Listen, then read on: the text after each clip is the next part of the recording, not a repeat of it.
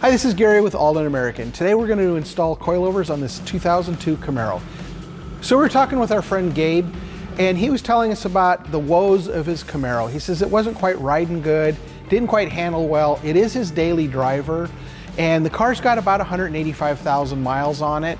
So we decided, let's do the coilover installation. He wanted it a little bit lower, but he didn't want the car too low. So that's one of the advantages of the coilovers with the adjusters on them, is we can adjust the ride height. So it's got an adjustment range of stock to 2 inches of drop. So that way we can dial the ride quality in and improve the ride quality, improve the handling, and make the car a great car to drive. So follow along as we do our installation.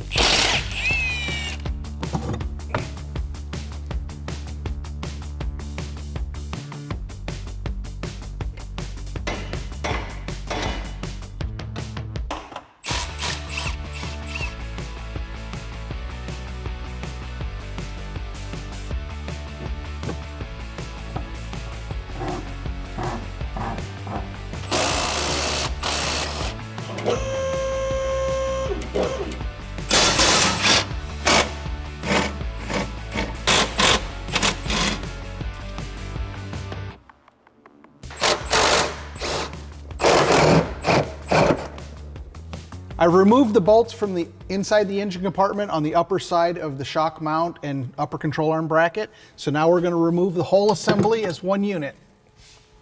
Now that we removed the original coilover assembly, we need to save and reuse this upper control arm and upper control arm mount. So it's going to come off like that, and that's what we're going to reuse, and we don't need to use any of this. So when we go to assemble our upper brackets, the first thing that's going to go in is you have the plug right here. Then we're going to take our clevis bracket. We're also going to take our large area washer. It's going to go on just like that. We have our large area flat washer and then our flange nut. Now the other thing we want to do is when we line up our clevis here, we want to make sure that the bolt is going straight with our control arm bolts. So our bolt is going to go straight, just like the lower A-arm bolts are. I've put the upper A-arm in a vise using the clevis in order to support it to the vise. Now what I'm going to do is I'm going to torque it to 75 foot-pounds. So we are now ready to install this. With our new supplied hardware, we're going to put it through the original bolt holes just like the factory was. Installing the upper control arm bracket, it definitely is a lot easier with two people, one underneath the fender, one on top of the fender.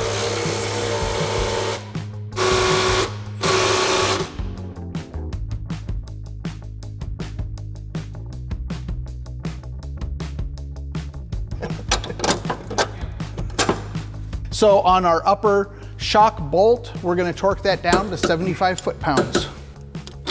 The first thing we're going to do is install our lower shock mounting bolt.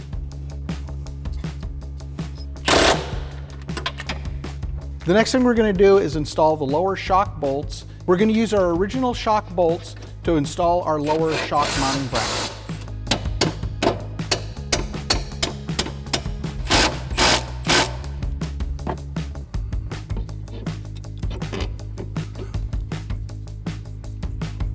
I've tightened our upper ball joint nut down and installed a cotter pin.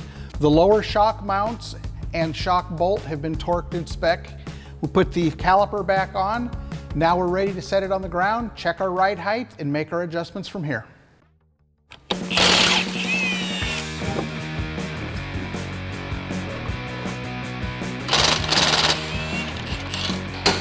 I've disconnected the lower shock, and then I've removed the spring, and it'll just come right out. And now your rear end is loose, and so now the next thing we're going to do is loosen the top shock nut and remove it at the top. Yeah, there's not supposed to be a hole here. You're supposed to just pull this straight up.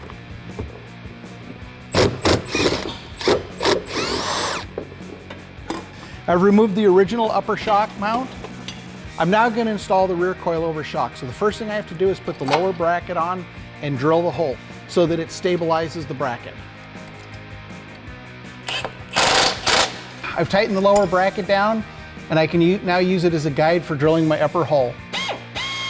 The first thing I did is I took a 1/2 inch drill. I used my bracket as the guide. I marked where my center hole is. So now I'm going to drill an 1/8 inch hole so I can get my hole started. It's always easier to creep up on the size rather than try to go all at once with a 1/2 inch drill.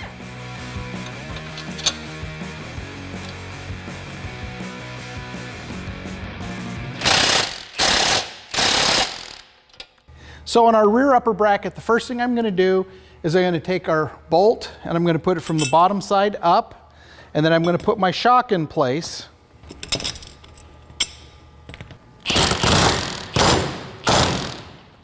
I've put Spencer inside the car. We're going to run the lift up so that he can tighten the upper bolt and I can put it in from the bottom side.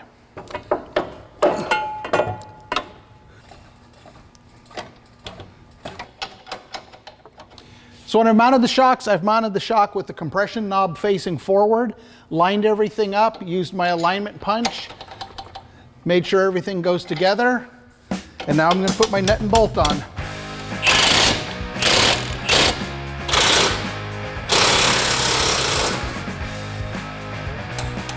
So the last thing we're going to do is we're going to use our spanner wrench and adjust our ride height.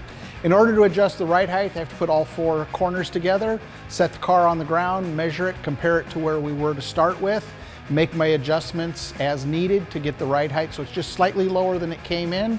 So on the adjustments, because there's so many different driving styles, tire wheel combinations, what people's expectations are, whether it's ride quality or handling, I always like to start with 3 at the rebound, 1 at the compression. It just makes life a lot easier, and that way you can adjust it to how you want to drive the car. So what I'm going to do is I'm going to take my compression knob, I'm going to put the number 1 at 12 o'clock so it's at the softest position. On the rebound side, it has 11 points of adjustment. So what I'm going to do is I'm going to go full counterclockwise.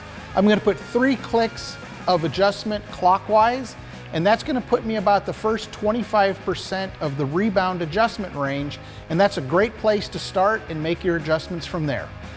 For more information about this product or any other products made by Aldan American, check us out at aldanamerican.com.